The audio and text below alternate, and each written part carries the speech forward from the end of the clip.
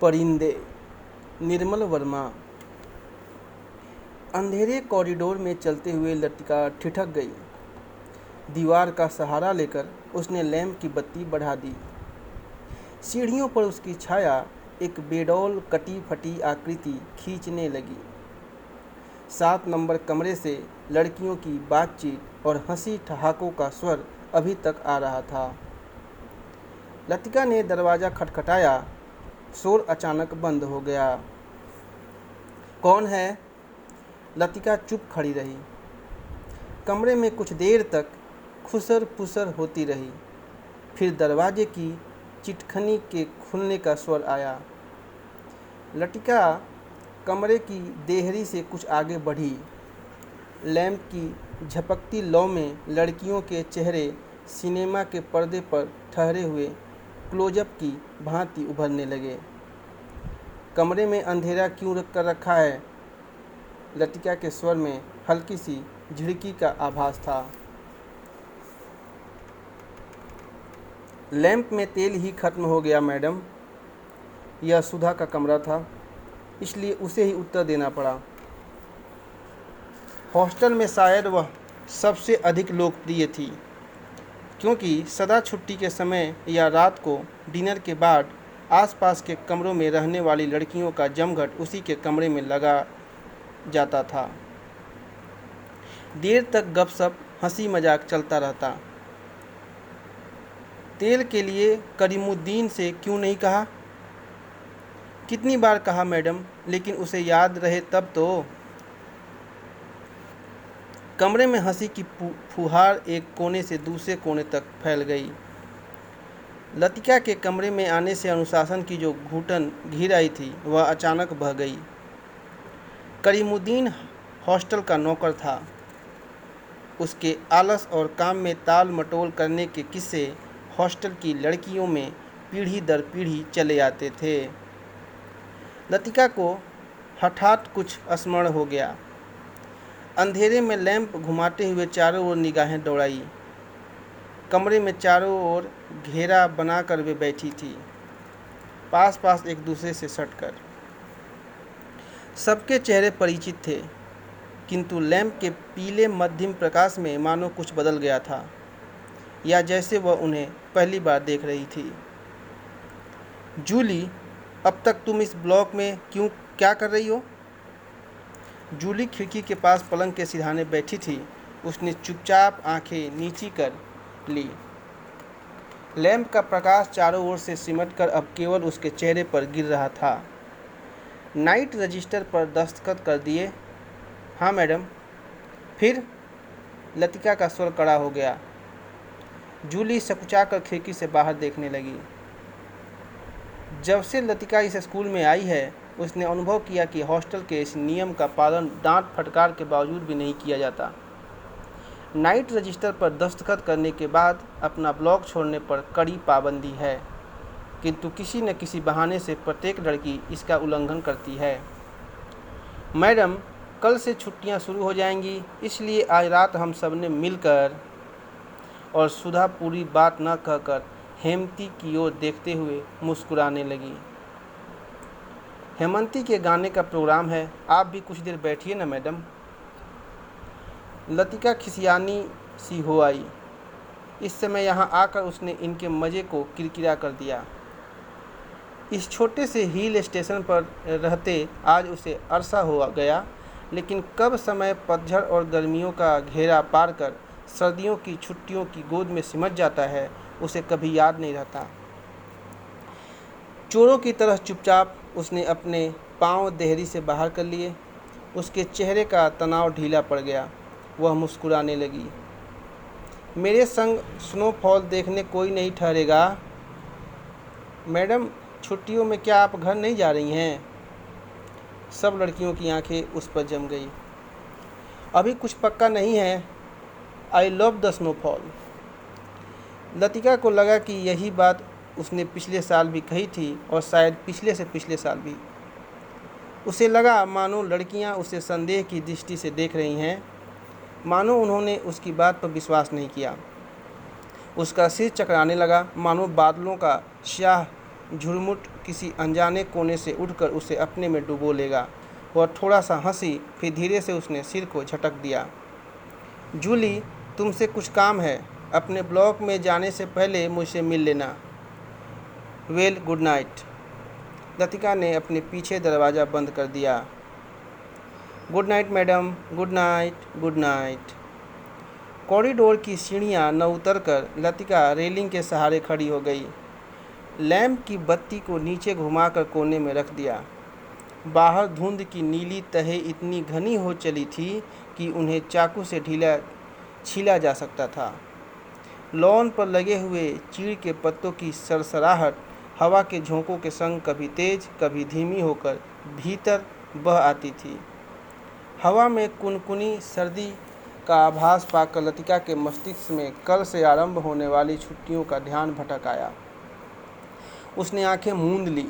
उसे लगा कि जैसे उसकी टांगें बांस की लकड़ियों की तरह उसके शरीर से बंधी हैं, जिसकी गांठें धीरे धीरे खुलती जा रही हैं। सिर की चकराहट अभी मिटी नहीं थी, मगर अब जैसे वह भीतर न होकर बाहर फैली हुई धुंध का हिस्सा बन गई थी। सीढ़ियों पर बातचीत का स्वर सुनकर लतिका जैसे सोते से जगी, शॉल को कंधों पर समेटा और लैंप उठा लिया। डॉक्टर मुखर्जी मिस्टर ह्यूबर्ट के संग एक अंग्रेजी धुन गुनगुनाते हुए ऊपर आ रहे थे।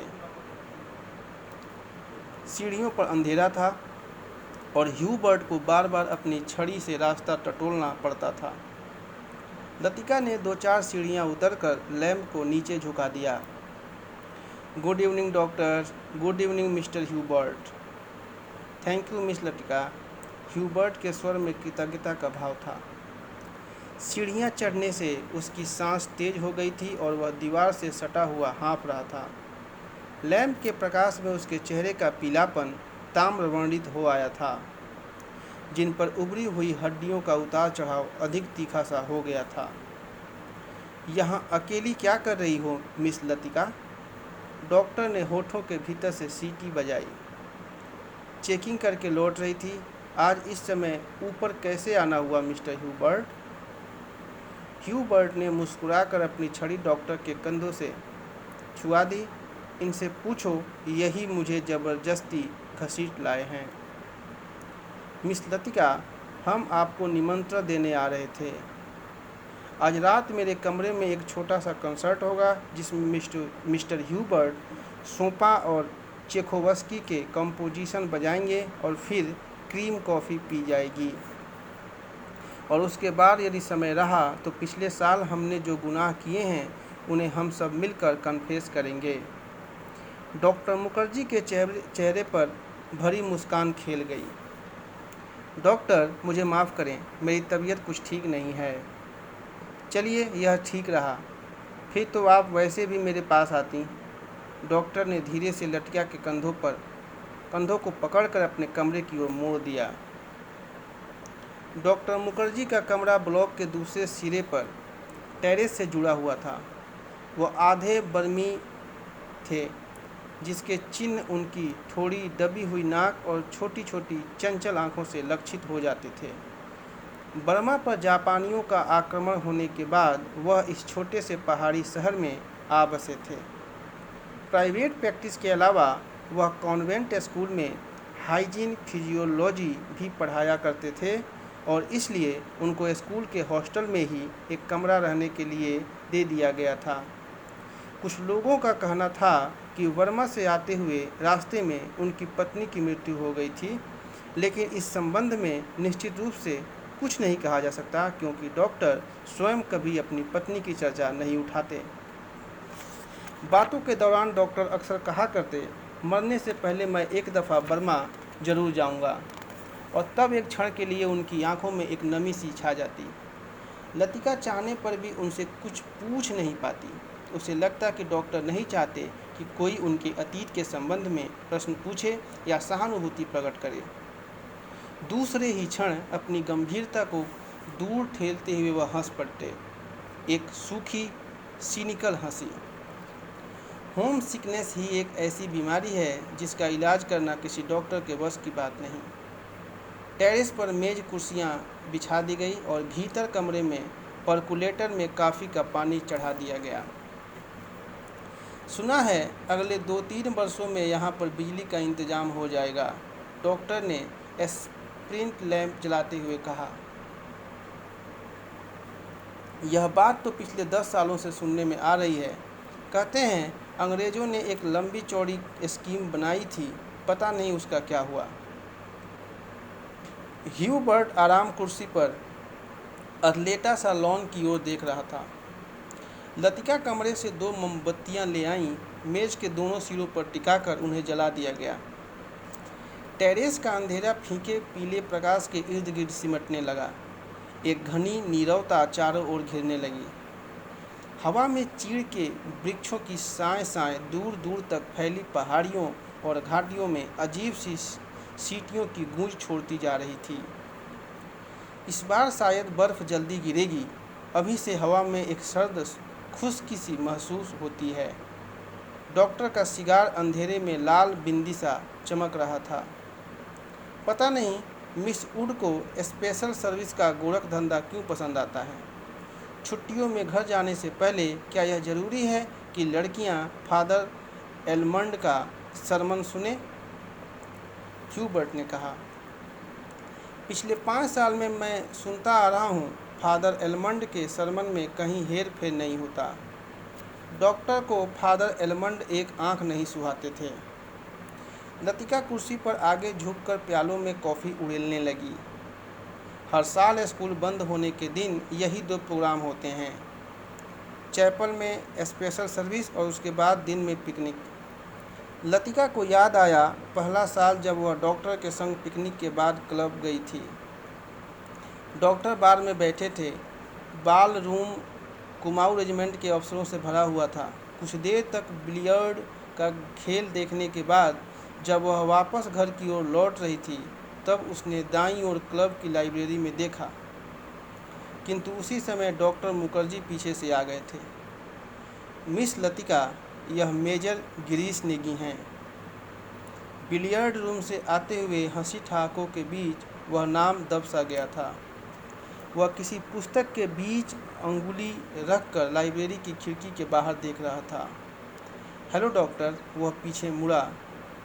तब उस क्षण न जाने क्यों लतिका का हाथ कांप गया और कॉफ़ी की कुछ गर्म बूंदें उसकी साड़ी पर छलक आई। अंधेरे में किसी ने नहीं देखा कि लतिका के चेहरे पर एक उनिंदा रीतापन घिर आया है। हवा के झोंके से मोमबत्तियों की लौ फड़कने लगी। टेरेस के ऊपर काठ गोदाम जाने वाली सड़क पर यूपी रोडवेज की आखिरी बस डाक लेकर जा रही थी। बस की हेडलाइट में आसपास फैली हुई झाड़ियों की छायाएं टेरेस की दीवार पर सरकती हुई गायब होने लगी। मिस लतिका, आप इस साल भी छुट्टियां में यहीं रहेंगी? डॉक्टर ने पूछा। डॉक्टर का सवाल हवा में टंगा रहा। उसी क्षण पियानो पर सोपा का नॉक्टर्न ह्यूबर्ट की अंगुलियों के नीचे से फिसलता हुआ धीरे धीरे टेरेस के अंधेरे में घुलने लगा, जैसे जल पर कोमल स्वप्नील उर्मियाँ भंवरों का झिलमिलाता जाल बुनती हुई फैलती जा रही है दूर दूर किनारों तक। लतिका को लगा जैसे कहीं दूर बर्फ की चोटियों से परिंदों के झुंड नीचे अनजान देशों की ओर उड़े जा रहे हैं। उन दिनों अक्सर उसने अपने कमरे की खिड़की से उन्हें देखा है। धागे में बंधे चमकीले लट्टुओं की तरह वे एक लंबी टेढ़ी मेढ़ी कतार में उड़े जाते हैं, पहाड़ों की सुनसान नीरवता से परे उन विचित्र शहरों की ओर जहाँ शायद वह कभी नहीं जाएगी। लतिका आर्म चेयर पर झुकती हुई ऊँघने लगी। डॉक्टर मुखर्जी का सिगार अंधेरे में चुपचाप जल रहा था। डॉक्टर को आश्चर्य हुआ कि लतिका न जाने क्या सोच रही है। लतिका सोच रही थी क्या वह बूढ़ी होती जा रही है। उसके सामने स्कूल की प्रिंसिपल मिस वुड का चेहरा घूम गया। पोपला मुंह, आँखों के नीचे झूलती हुई मांस की थैलियाँ, जरा जरा सी बात पर चिढ़ जाना, कर्कश आवाज़ में चीखना, सब उसे ओल्ड मेड कहकर पुकारते हैं। कुछ वर्षों बाद वह भी हूबहू वैसी ही बन जाएगी। लतिका के समूचे शरीर में झुरझुरू सी दौड़ गई। मानो अनजाने में उसने किसी गलीज वस्तु को छू लिया हो। उसे याद आया, कुछ महीने पहले अचानक उसे ह्यूबर्ट का प्रेम पत्र मिला था। भावुक याचना से भरा हुआ पत्र, जिसमें उसने न जाने क्या कुछ लिखा था जो उसकी समझ में कभी नहीं आया। उसे ह्यूबर्ट की इस बचकाना हरकत पर हंसी आई थी, किंतु भीतर ही भीतर प्रसन्नता भी हुई थी। उसकी उम्र अभी बीती नहीं है, अब भी वह दूसरों को अपनी ओर आकर्षित कर सकती है। ह्यूबर्ट का पत्र पढ़कर उसे क्रोध नहीं आई थी केवल ममता। वह चाहती तो उसकी गलतफहमी को दूर करने में देर न लगती, किंतु कोई शक्ति उसे रोके रहती है। उसके कारण अपने घर पर विश्वास रहता है। अपने सुख का भ्रम मानो ह्यूबर्ट की गलतफहमी से जुड़ा है। ह्यूबर्ट ही क्यों, वह क्या किसी को भी चाह सकेगी उस अनुभूति के संग जो अब नहीं रही, जो छाया सी उस पर मंडराती रहती है, न स्वयं मिटती है न उसे मुक्ति दे पाती है। उसे लगा जैसे बादलों का झिरमुट फिर उसके मस्तिष्क पर धीरे धीरे छाने लगा है। उसकी टांगें फिर निर्जीव शिथिल सी हो गई हैं। वह झटके से उठ खड़ी हुई। डॉक्टर, माफ़ करना, मुझे बहुत थकान सी लग रही है। बिना वाक्य पूरा किए हुए लतिका चली गई। कुछ देर तक टेरेस पर निस्तब्धता छाई रही। मोमबत्तियाँ बुझने लगी थी। डॉक्टर मुखर्जी ने सिगार का नया कस लिया। सब लड़कियां एक जैसी होती हैं, बेवकूफ़ और सेंटिमेंटल। ह्यूबर्ट की उंगलियों का दबाव पियानो पर ढीला पड़ता गया। अंतिम सुरों की झिझकी सी गूंज कुछ क्षणों तक हवा में तिरती रही। डॉक्टर, आपको मालूम है, मिस लतिका का व्यवहार पिछले कुछ अरसे से अजीब सा लगता है। ह्यूबर्ट के स्वर में लापरवाही का भाव था। वह नहीं चाहता था कि डॉक्टर को लतिका के प्रति उसकी भावनाओं का आभास पात्र भी मिल सके। जिस कोमल अनुभूति को वह इतने समय से संजोता आया है, डॉक्टर उसे हंसी के एक ही ठहाके में उपहासास्पद बना देगा। क्या तुम नियति में विश्वास करते हो ह्यूबर्ट? डॉक्टर ने कहा। ह्यूबर्ट दम रोके प्रतीक्षा करता रहा। वह जानता था कि कोई भी बात कहने से पहले डॉक्टर को फिलोसोफाइज करने की आदत थी। डॉक्टर टेरेस के जंगले से सट कर खड़े हो गए। फीकी सी चांदनी में चीड़ के पेड़ों की छायाएं लॉन पर गिर रही थी। कभी कभी कोई जुगनू अंधेरे में हरा प्रकाश छिड़कता हवा में गायब हो जाता था। मैं कभी कभी सोचता हूँ, इंसान जिंदा किस लिए रहता है? क्या उसे कोई और बेहतर काम करने को नहीं मिला? हजारों मील अपने मुल्क से दूर मैं यहाँ पड़ा हूँ। यहाँ कौन मुझे जानता है? यही शायद मर भी जाऊँ। ह्यूबर्ट, क्या तुमने कभी महसूस किया है कि एक अजनबी की हैसियत से पराई ज़मीन पर मर जाना काफ़ी खौफनाक बात है? ह्यूबर्ट बिस्मित सा डॉक्टर की ओर देखने लगा। उसने पहली बार डॉक्टर मुखर्जी के इस पहलू को देखा था। अपने संबंध में वह अक्सर चुप रहता था। कोई पीछे नहीं है, यह बात मुझ में एक अजीब किस्म की बेफिक्री पैदा कर देती है। लेकिन कुछ लोगों की मौत अंत तक पहेली बनी रहती है। शायद वे ज़िंदगी से बहुत उम्मीद लगाते थे। उसे ट्रेजिक भी नहीं कहा जा सकता, क्योंकि आखिरी दम तक उन्हें मरने का एहसास नहीं होता। डॉक्टर, आप किसका जिक्र कर रहे हैं? ह्यूबर्ट ने परेशान होकर पूछा। डॉक्टर कुछ देर तक चुपचाप सिगार पीते रहे। फिर मुड़कर वह मोमबत्तियों की बुझती हुई लौ को देखने लगे। तुम्हें मालूम है, किसी समय लतिका बिना नागा क्लब जाया करती थी। गिरीश नेगी से उसका परिचय वहीं हुआ था। कश्मीर जाने से एक रात पहले उसने मुझे सब कुछ बता दिया था। मैं अब तक लतिका से उस मुलाकात के बारे में कुछ नहीं कह सका हूँ, किंतु उस रात कौन जानता था कि वह वापस नहीं लौटेगा। और अब क्या फ़र्क पड़ता है? Let the dead die. Doctor की सूखी सर्द हंसी में खोखली सी शून्यता भरी थी। कौन गिरीश नेगी? कुमाऊं रेजिमेंट में कैप्टन था। डॉक्टर, क्या लतिका? ह्यूबर्ट से आगे कुछ नहीं कहा गया। उसे याद आया वह पत्र जो उसने लतिका को भेजा था। कितना अर्थहीन और उपहासास्पद, जैसे उसका एक एक शब्द उसके दिल को कचोट रहा हो। उसने धीरे से पियानो पर सिर टिका लिया। लतिका ने उसे क्यों नहीं बताया? क्या वह उसके योग्य भी नहीं था? लतिका, वह तो बच्ची है, पागल। मरने वाले के संग खुद थोड़े ही मरा जाता है। कुछ देर चुप रहकर डॉक्टर ने अपने प्रश्न को फिर दोहराया। लेकिन ह्यूबर्ट, क्या तुम नियति पर विश्वास करते हो? हवा के हल्के झोंके से मोमबत्तियों एक बार प्रज्वलित होकर बुझ गई। टेरेस पर ह्यूबर्ट और डॉक्टर अंधेरे में एक दूसरे का चेहरा नहीं देख पा रहे थे, फिर भी वे एक दूसरे की ओर देख रहे थे। कॉन्वेंट स्कूल से कुछ दूर मीडोज में बहते पहाड़ी नाले का स्वर आ रहा था। जब बहुत देर बाद कुमाऊँ रेजिमेंट सेंटर का बिगुल सुनाई दिया तो ह्यूबर्ट हड़बड़ा कर खड़ा हो गया। अच्छा, चलता हूँ doctor, good night. Good night Hubert, मुझे माफ़ करना, मैं सिगार ख़त्म करके उठूँगा। सुबह बदली छाई थी। लतिका के खिड़की खोलते ही धुंध का गुब्बारा सा भीतर घुस आया, जैसे रात भर दीवार के सहारे सर्दी में ठिठुरता हुआ वह भीतर आने की प्रतीक्षा कर रहा हो। स्कूल से ऊपर चैपल जाने वाली सड़क बादलों में छिप गई थी। केवल चैपल का क्रॉस धुंध के पर्दे पर एक दूसरे को काटती हुई पेंसिल की रेखाओं सा दिखाई दे जाता था। लतिका ने खिड़की से आंखें हटाई तो देखा कि करीमुद्दीन चाय की ट्रे लिए खड़ा है। करीमुद्दीन मिलिट्री में अर्दली रह चुका था, इसलिए ट्रे मेज पर रखकर अटेंशन की मुद्रा में खड़ा हो गया। लतिका झटके से उठ बैठी। सुबह से आलस करके कितनी बार जाग कर वह सो चुकी है। अपनी खिसियाहट मिटाने की लतिका ने कहा, बड़ी सर्दी है आज, बिस्तर छोड़ने को जी नहीं चाहता। अजी मेम साहब, अभी क्या सर्दी आई है, बड़े दिनों में देखना कैसे दांत कटकटाते हैं।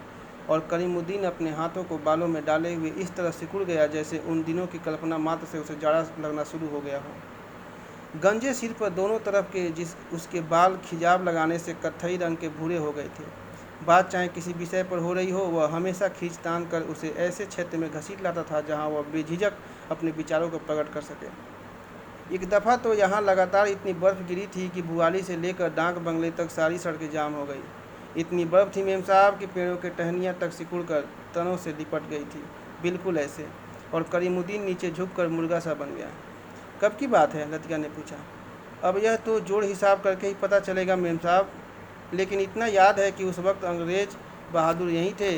कंटोनमेंट की इमारत पर कौमी झंडा नहीं लगा था। बड़े जबर थे ये अंग्रेज़। 2 घंटों में ही सारी सड़कें साफ करवा दी। उन दिनों एक सीटी बजाते ही 50 घोड़े वाले जमा हो जाते थे।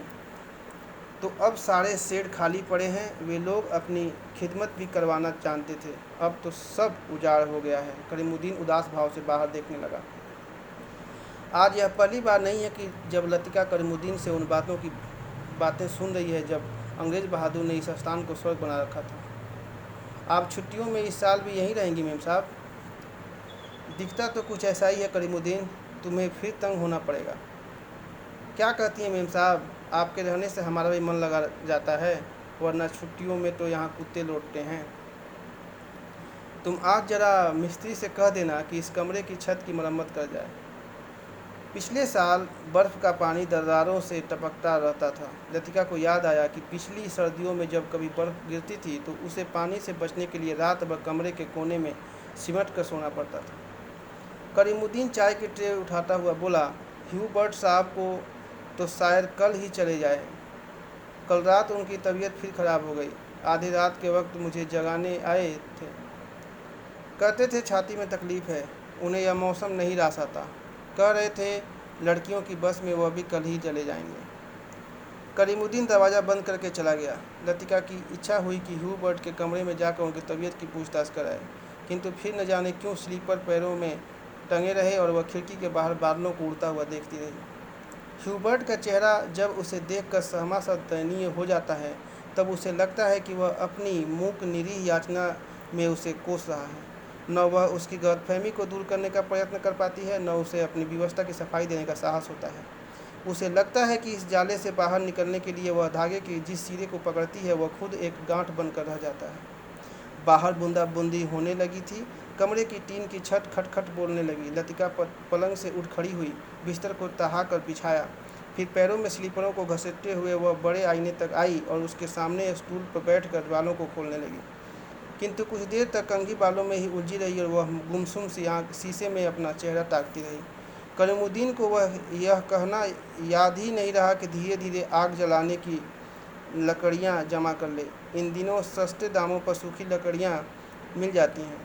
पिछले साल तो कमरा धुएं से भर जाता था, जिसके कारण कपकपाते जाड़े में भी उसे खिड़की खोलकर ही सोना पड़ता था। आईने में लतिका ने अपना चेहरा देखा, वह मुस्कुरा रही थी। पिछले साल अपने कमरे की सीलन और ठंड से बचने के लिए कभी कभी वह मिस उठ के खाली कमरे में चोरी चुप के सोने चली जाया करती थी। मिस वुड का कमरा बिना आग के भी गर्म रहता था।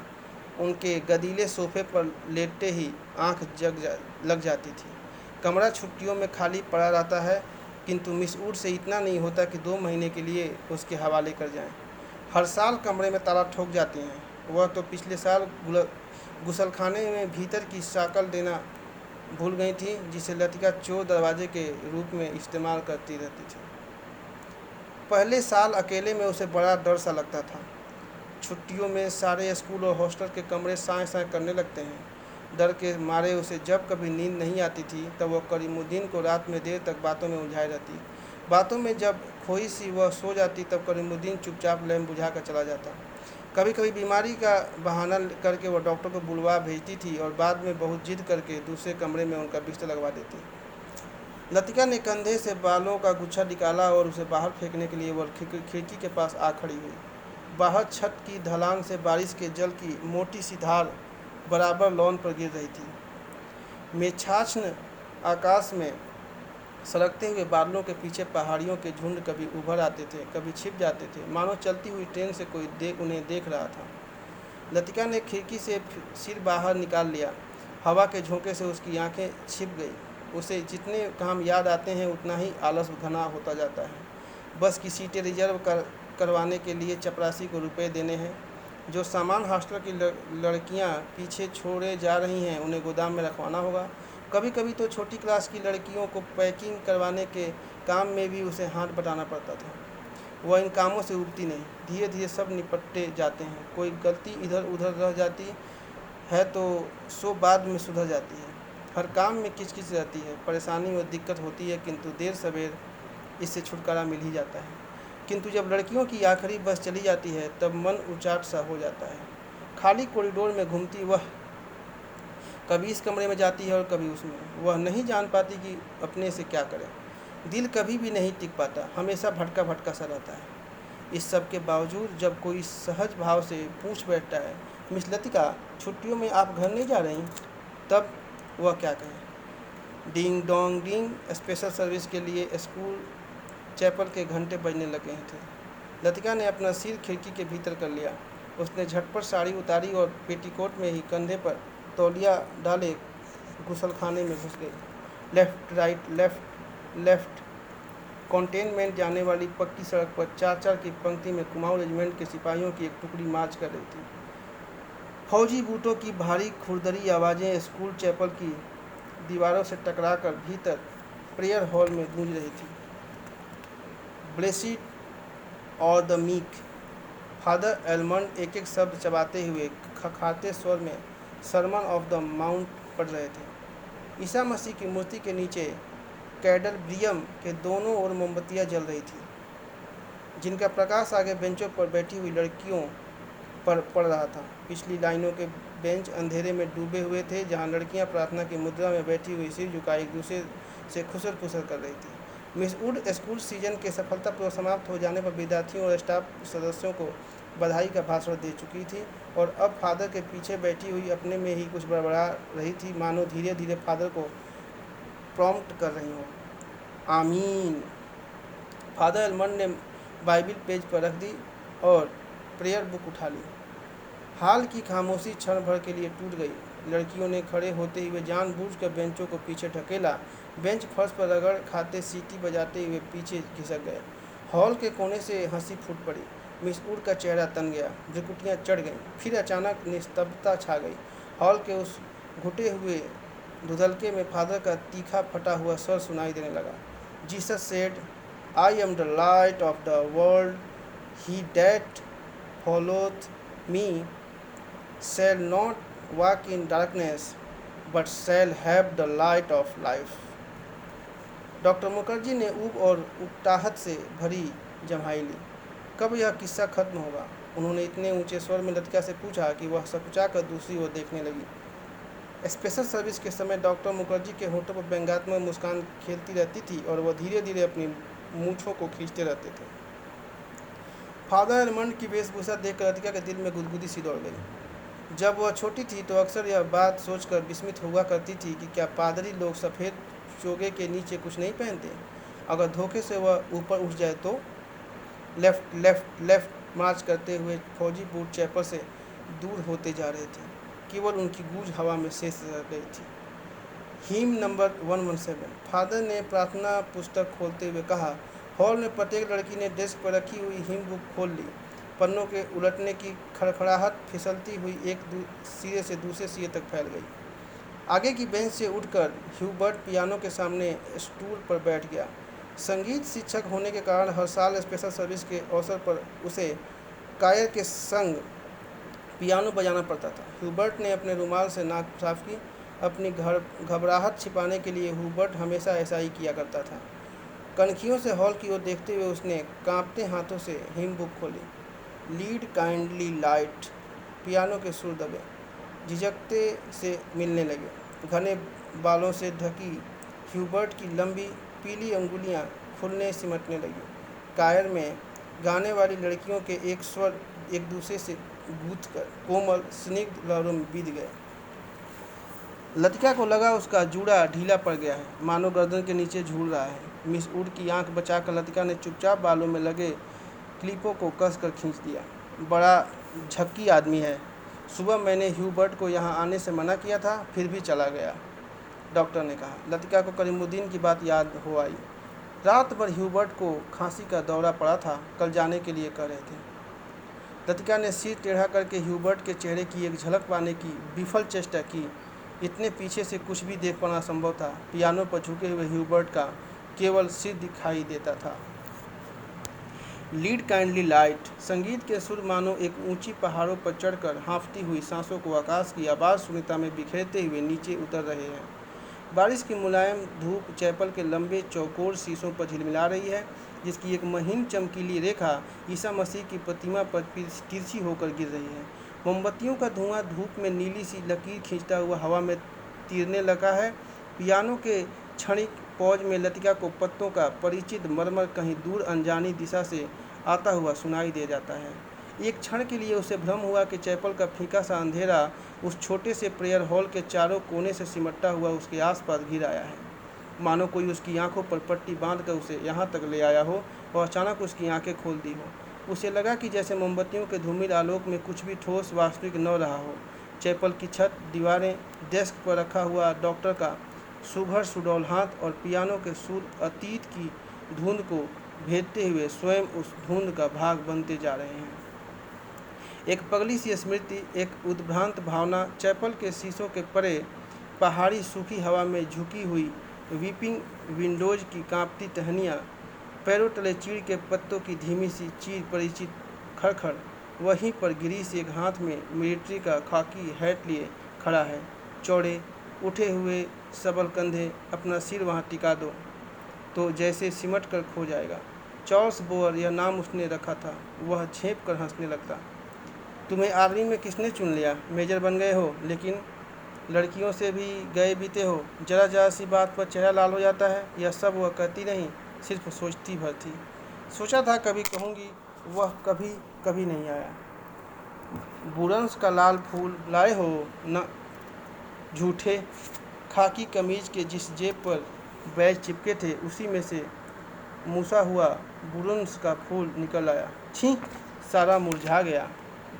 अभी खिला कहाँ है? How clumsy.